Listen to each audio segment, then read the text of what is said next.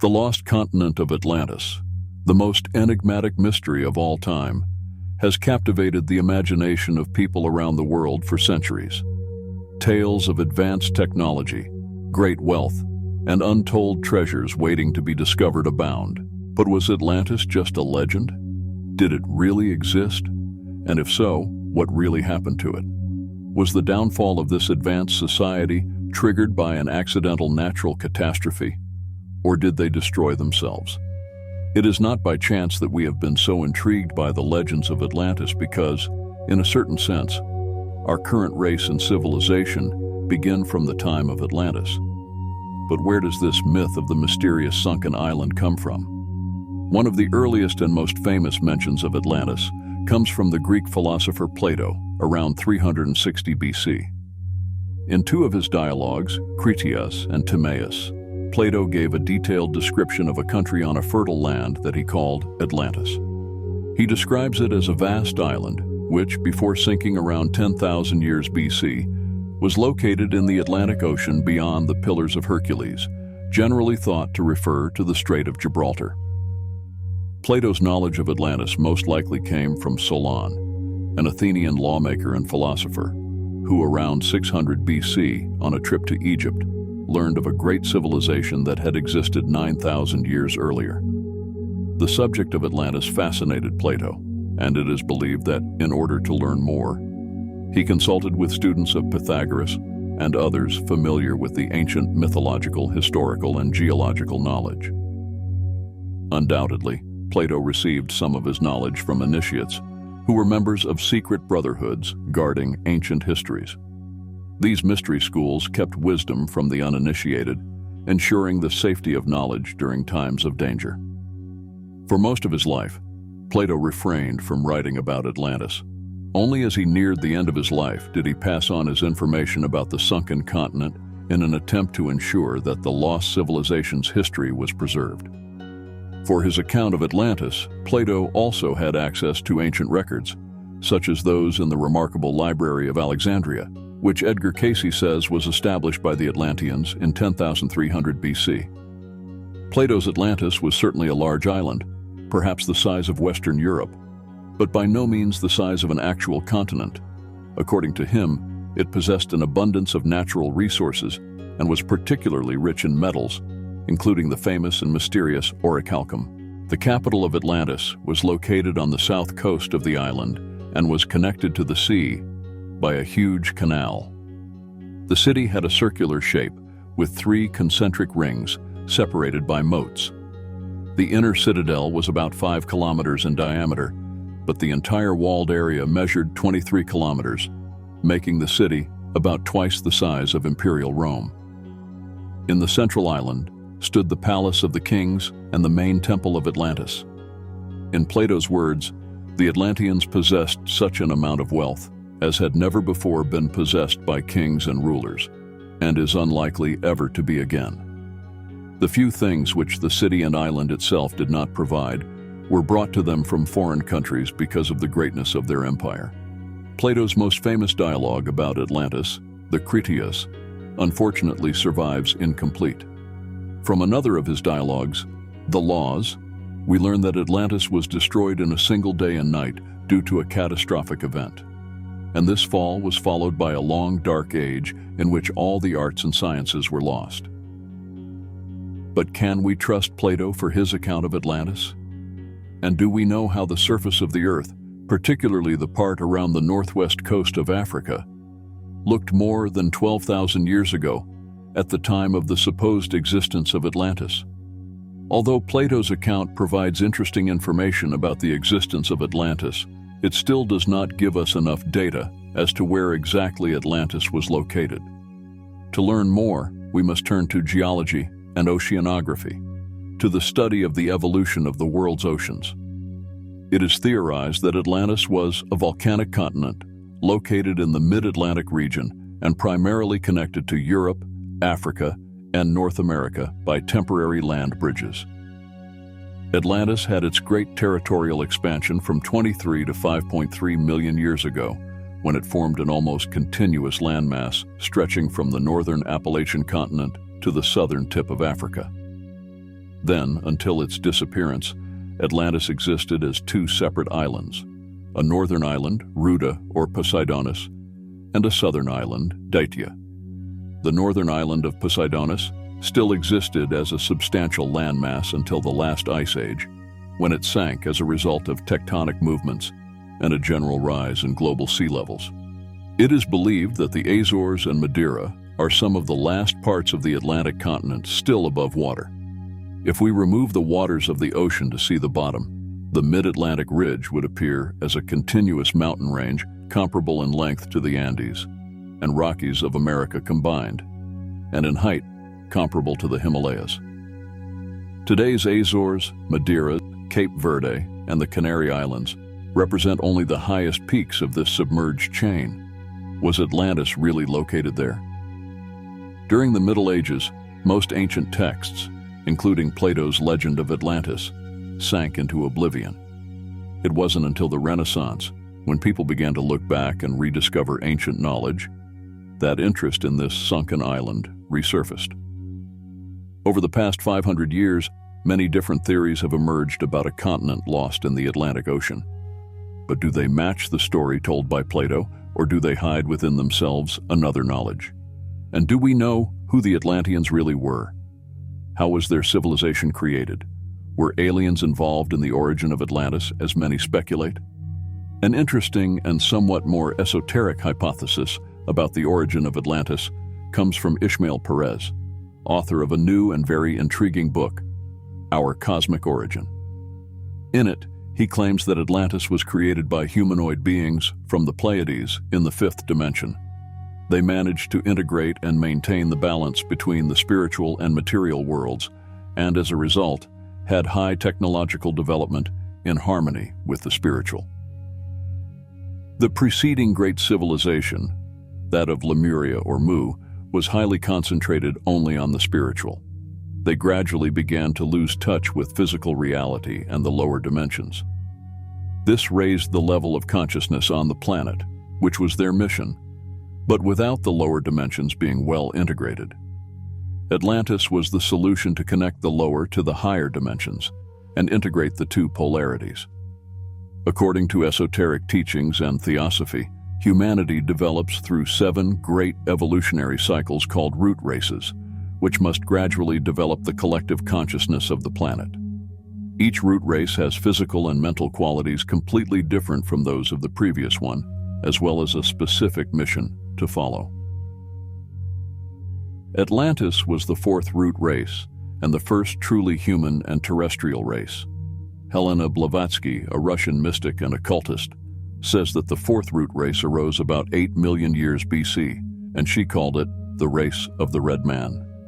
But the beginning of the Atlantean civilization is shrouded in mystery. According to esoteric tradition, higher spiritual entities assumed human form and incarnated on Earth at the beginning of the Atlantean period. Therefore, they were divine men, dual beings, supreme spirits who took human bodies. The great philosopher and esotericist Rudolf Steiner also added that their true home is not on Earth. The first period of Atlantean civilization gave way to a second and then a third, Neo-Atlantean period, during which Atlantean civilization spread from its island homeland to other parts of the world. Each world age or period has been separated from the previous one by natural cataclysms, great Earth cataclysms, of which the final submersion of Atlantis in 9600 BC was the latest. Do we know what the Atlanteans looked like? Theosophical teaching describes the 4th race as giants. Although their bodies were reduced in height compared to those of the Lemurians, they were relatively taller than us. This gave rise to numerous legends of Cyclops and Titans mentioned in many ancient traditions. According to Blavatsky, the Atlanteans were the race that reached the pinnacle of physical development.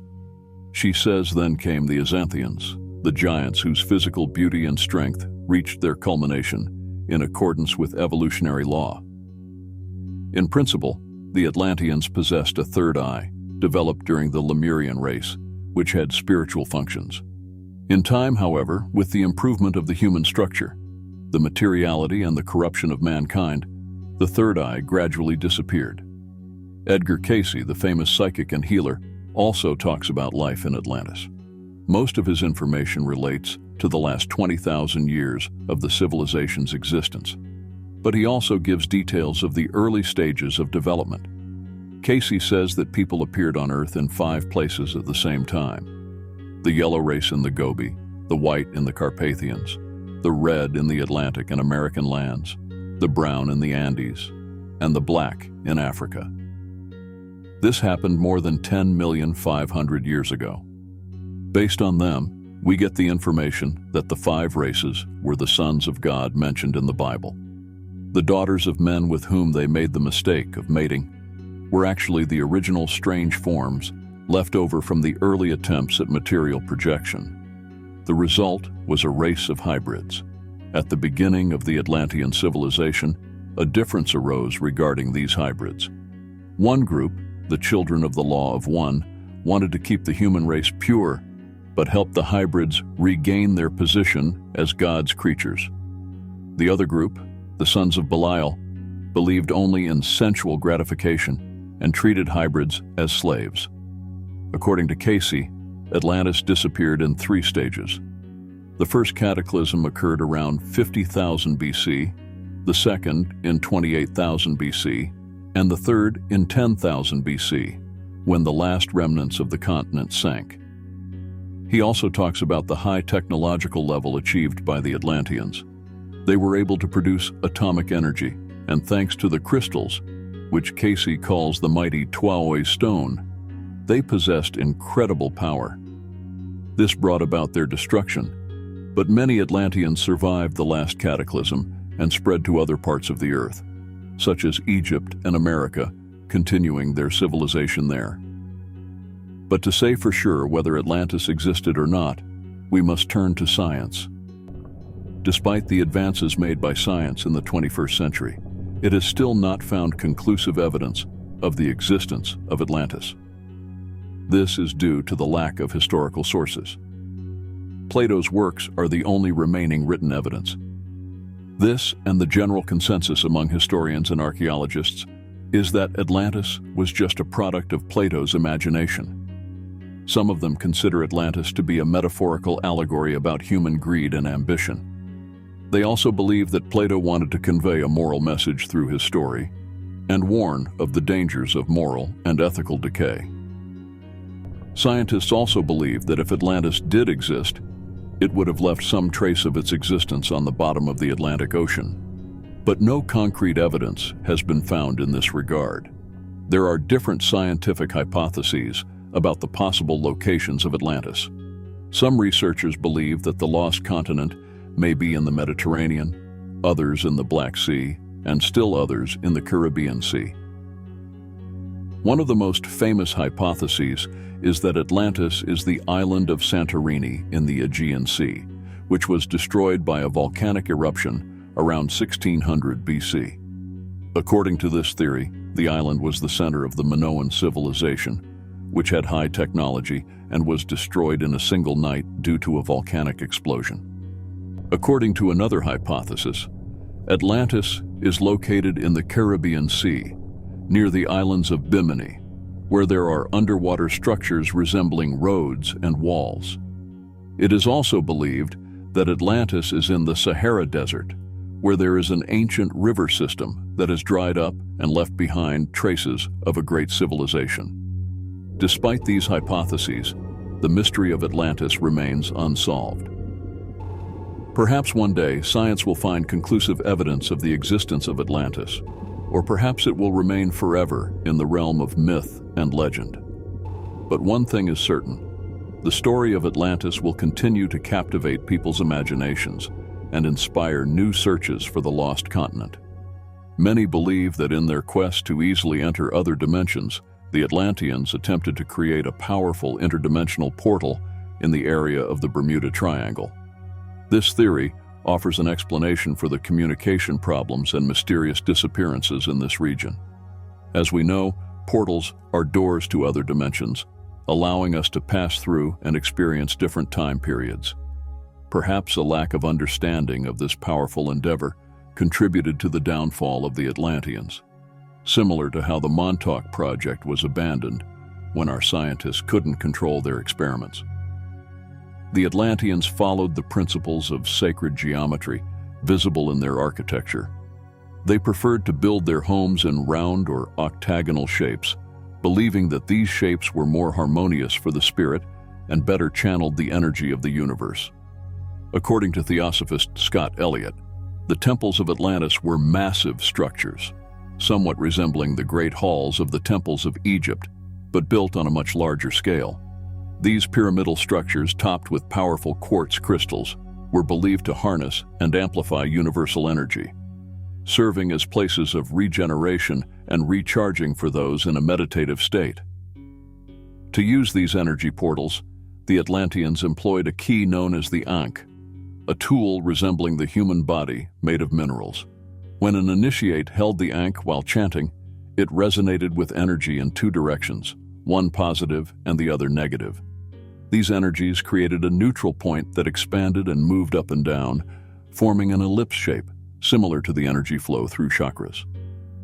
As they advanced spiritually, the Atlanteans wore different colored robes to signify their progress: pale green for beginners, light blue as they advanced, and white for the highest orders. On special occasions, dark blue dresses were passed down from one generation of sages to the next.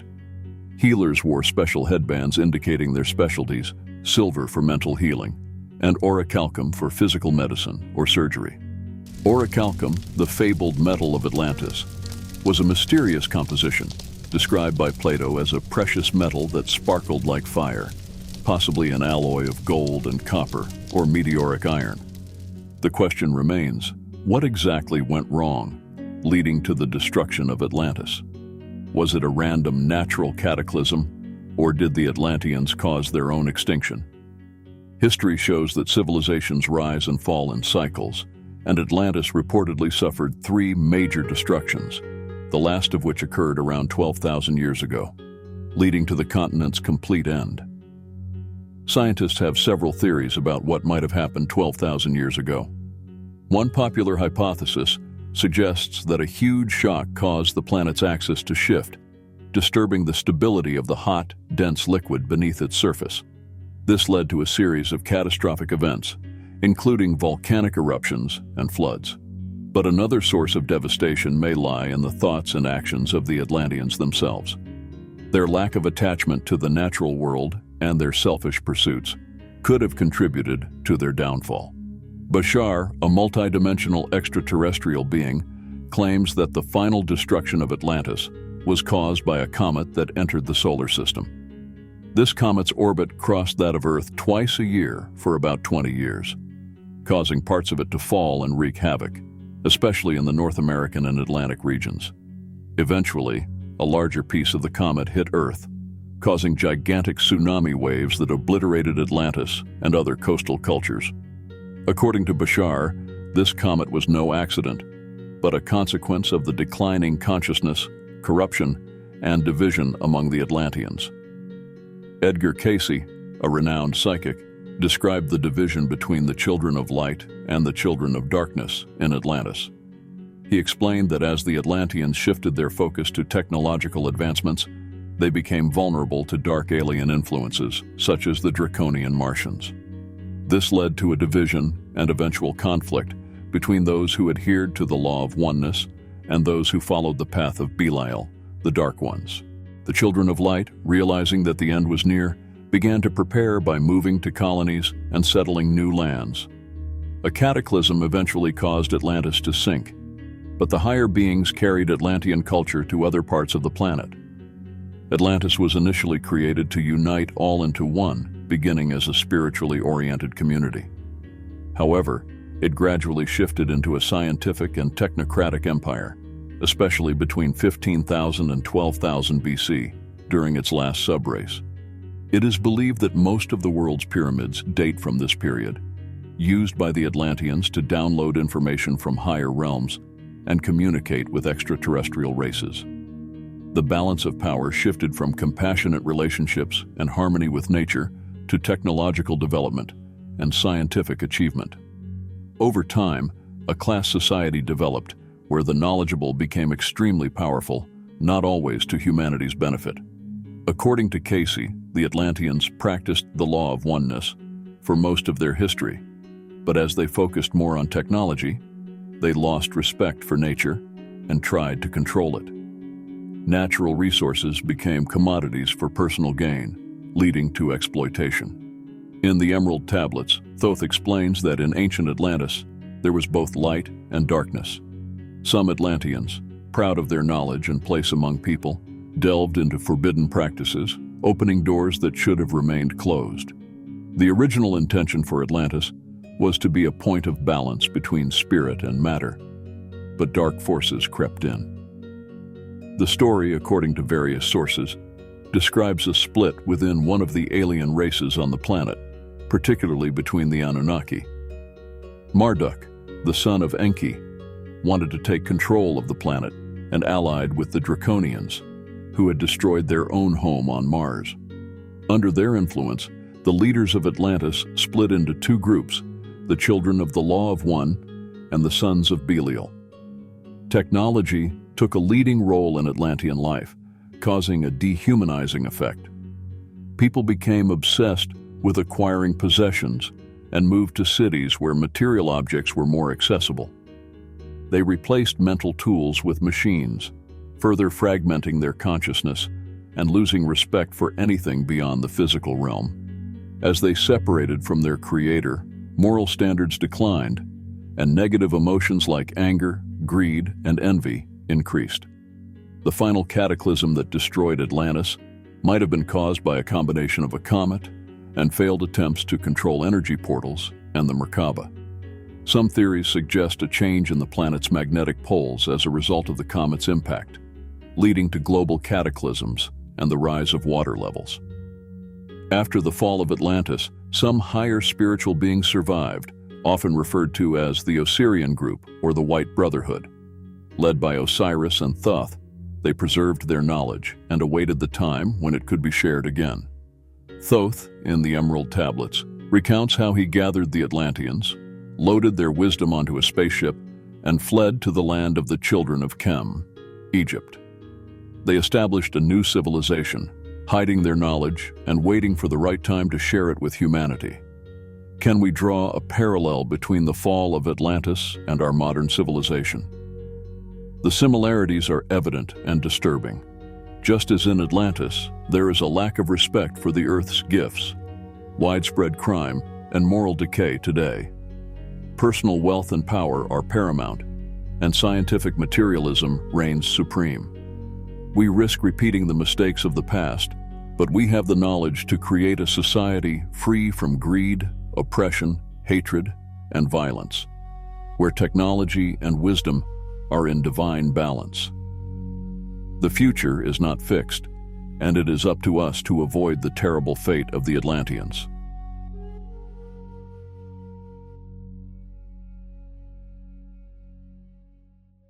If you enjoyed this video, don't forget to like, share, subscribe, and hit the notification bell so you never miss an adventure with us.